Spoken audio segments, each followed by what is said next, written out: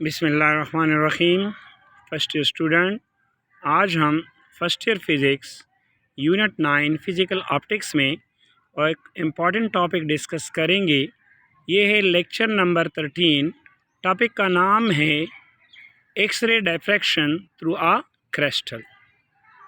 चलो बच्चे, हम इस टॉपिक को स्टार्ट करते हैं, लेकिन स्टार्ट करने से पहले हमने इस टॉपिक के टाइटल को समझना है। देखिए ना, ये टाइटल 3 लफ्ज़ों पे मुश्तमिल है, डिफ्रैक्शन, एक्स-रे, क्रिस्टल। अब डिफ्रैक्शन का मतलब क्या है?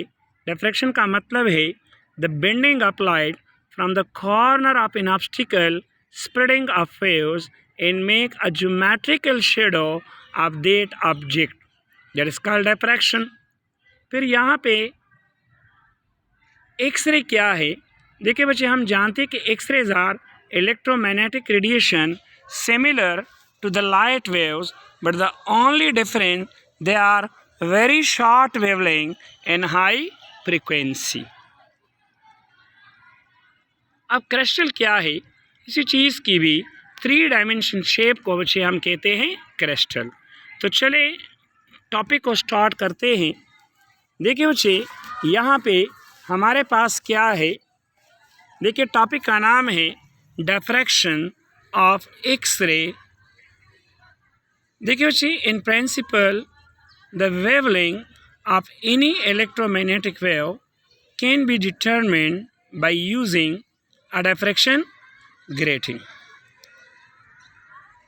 a proper spacing. So the X-ray discovered by Röntgen in 1895 are electromagnetic waves. X ray को 1895 में रोंजन ने डिस्कवर किया, और ये हमारे पास क्या है? इलेक्ट्रोमैग्नेटिक वेव्स है। इलेक्ट्रोमैग्नेटिक वेव्स बच्चे वो होते हैं जिसे प्रोपगेट करने के लिए मीडियम की ज़रूरत नहीं होती। A very short wavelength of the order of 10⁻⁻10 metre, मतलब ये 1 एंगस्ट्रॉम होता है, और 1 एंगस्ट्रॉम हमारे पास बराबर है 10⁻⁻10 metre. It is impossible to construct a grating with such a small spacing, so therefore the diffraction of X-ray cannot be studied with the ordinary diffraction grating. So this is because the wavelength of X-ray is very small as compared to the size of a slit. However, it is possible to study diffraction of X-ray by crystal such as rock salt, sodium chloride. अब इसके दरमियान जो atomic spacing होती है, the atomic spacing of which of the order of 10⁻⁻10 metre. देखिए बच्चे, ये हमने यंग डबल स्लिट एक्सपेरिमेंट में देखा। इसमें हमने 2 स्लिट यूज़ किए थे, स्लिट नंबर 1 और स्लिट नंबर 2। अब अगर हम वहाँ पे एक्स-रे इंसिडेंट करें तो वहाँ से डिफ्रैक्ट नहीं हुए। अब क्वेश्चन ये पैदा होता है कि ये वहाँ से डिफ्रैक्ट क्यों नहीं हुए? अब इसकी वजह यही है कि एक्स-रे की वेवलेंथ बहुत कम है, वो है 1 एंगस्ट्रॉम, और इतने कम वेवलेंथ वाला स्लिट हम नहीं बना सकते, तो इसी वजह से वो डिफ्रैक्ट नहीं होता। लेकिन बाद में एक्सपेरिमेंट हुए कि अगर हम किसी चीज़ को क्रिस्टल फॉर्म में ले लें और वहाँ से हम उस पर एक्स-रे इंसिडेंट करें, तो वो वहाँ से क्या होंगे बच्चे? डिफ्रैक्ट होंगे। तो देखिए, यहाँ पे सबसे पहले इस पे एक्सपेरिमेंट किया बच्चे लू ने। सो लू एक्सपेरिमेंट, देखिए the experiment and setup is shown in the figure. अगर हम इस एक्सपेरिमेंट में डायग्राम को देखें तो ये हमारे पास ये जो टी लिखा है, इसमें ये वाइट एक्स-रे है। सामने हमने 2 स्लिट रखे हैं, स्लिट नंबर 1, स्लिट नंबर 2, और इसके बाद हमने रखा है जिंक सल्फाइड का क्रिस्टल। सामने स्क्रीन है।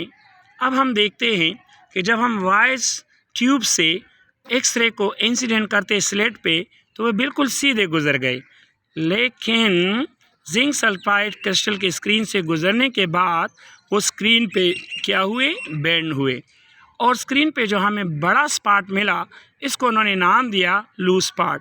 लेकिन उसके साथ कुछ फेंटर स्पॉट भी थे। इन्होंने उसको कहा कि ये जो स्पॉट बने हैं, it is due to what बच्चे? डिफ्रैक्शन। तो देखिए बच्चे T is in X-ray tube providing white X-ray. A narrow beam of X-ray is incident by two slits S1 and S2 as allowed to pass through a thin crystal of zinc sulfate. The transmitted beam is received on a photographic plate P. The loop photographic obtained on the photographic plate is shown in the figure. The photographic consists of a crystal spot of a central spot which arises due to direct beam. The central spot is surrounded by many other fainter spots arranged in definite pattern. Around this indicates that the incident X-ray beam has been diffracted from the various crystal plate. फिर बच्चे एक साइंसदान आया, उसका नाम था Briggs. तो Briggs ने इस पे एक लॉ पेश किया। उन्होंने कहा, ये एग्ज़ाम के लिहाज से बच्चे बहुत इम्पॉर्टेंट है कि अगर हम सोडियम क्लोराइड को क्रिस्टल फॉर्म में ले लें और उस पर अगर हम क्रिस्टल फॉर्म में ले लें और उसको हम लेटिस फॉर्म में रख के और उस दो एटम के दरमियान एटॉमिक स्पेसिंग को डी रख ले, तो जब हम इस पे एक्सरे इंसिडेंट करेंगे तो वो वहाँ से क्या होगा बच्चे, डिफ्रैक्ट होगा। अब यहाँ देखिए बच्चे ब्रिग्स लॉ, ये हमारे पास डायग्राम में ये जो पैटर्न है ना सोडियम क्लोराइड क्रिस्टल का, ये एटॉमिक्स पे ये लेटेस्ट फॉर्म में है। अब इन दो के दरमियान जो सेपरेशन डिस्टेंस है वो क्या है, वो डी है। अब रे नंबर 1, अब हमने देखा कि रे नंबर 1 एस से लेटेस्ट एटम इससे डिफ्रैक्ट हुई है। फिर जब रे नंबर 2 वो भी यहाँ से डिफ्रैक्ट हुआ है टी पॉइंट पे। अब यहाँ देखिए रे नंबर 2 रे नंबर 1 से बड़ा है, तो कितना बड़ा है, हमने फिर इस से 2 पे एक परपेंडिकुलर ड्रा किया और फिर हमने यहाँ पे एक वी परपेंडिकुलर ड्रा किया। तो U T and T V that is called path difference. अब हम इस पाथ डिफरेंस को बच्चे मालूम करते हैं। तो देखिए consider a rock salt crystal is shown in the figure. Rock salt means sodium chloride in ACl. The arrangement of atoms of the crystal are shown by dot inlet d with the distance of separation between two atoms. Now consider two rays 1 and 2 are allowed to fall on this crystal. The ray 1 is reflected at atom S and ray 2 is reflected at atom T is shown in the figure.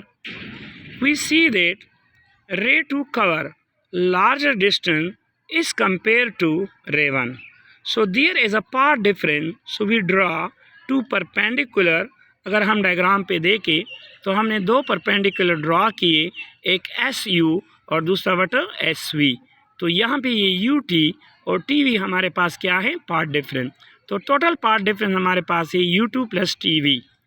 अब theta के सामने बच्चे ये होता है perpendicular, 90 के सामने होता है वट हाइपोटेन्यूज। तो अगर हम डायग्राम में देखें तो हमारे पास दो राइट एंगल ट्रायंगल बनते हैं, एक है एस यू टी और दूसरा है बच्चे एस टी वी। तो पाथ डिफरेंस को चलो निकालते हैं। पाथ डिफरेंस को बच्चे निकालने के लिए अगर हम यहाँ पे देखें पाथ डिफरेंस को निकालने के लिए, क्योंकि अगर हम स्क्रीन पे देखें तो रे नंबर 2 ने रे नंबर 1 से ज़्यादा डिस्टेंस कवर किया है। अब हम इसका पाथ डिफरेंस निकालते हैं। तो सबसे पहले हम एक ट्रायंगल को स्टडी करते हैं, फिर इसके बाद हम दूसरा ट्रायंगल को स्टडी करते हैं और एक ही ट्रायंगल को लेके इसका हमने आगे क्या करना है बच्चे, एक्सप्लेन करना है। तो देखिए बच्चे सबसे पहले मैंने आपको बताया कि हमारे पास जो पाथ डिफरेंस है that is what, ut plus tv. So say that is my equation number 1. Now in a triangle SUT we have, देखिए बच्चे हम जानते हैं कि साइन थीटा बराबर होता है परपेंडिकुलर बाय हाइपोटेन्यूज। डायग्राम से देखे ut divide by tv cross करे तो ut is equal to S T sine theta. अब ut हमारे पास क्या है, दैट इज बच्चे D sine theta, S T हमारे पास क्या है, डी। ये हमारे पास हो गया इक्वेशन नंबर 2। इसी तरह हमारे पास जो दूसरा ट्रायंगल है एच टी वी, इसमें हमारे पास है T V D sine theta. तो अगर हम इक्वेशन 2 और 3 को 1 में पुट करें तो हमारे पास पार्ट डिफरेंस आ जाएगा 2d साइन थीटा। अब पर कंस्ट्रक्टिव इंटरफेरेंस हम जानते हैं बच्चे कि पार्ट डिफरेंस हमारे पास बराबर होता है m lambda. So equation number 1 बन गया 2d sine theta is equal to m lambda. So this equation is called what बच्चे, ब्रैग्स इक्वेशन।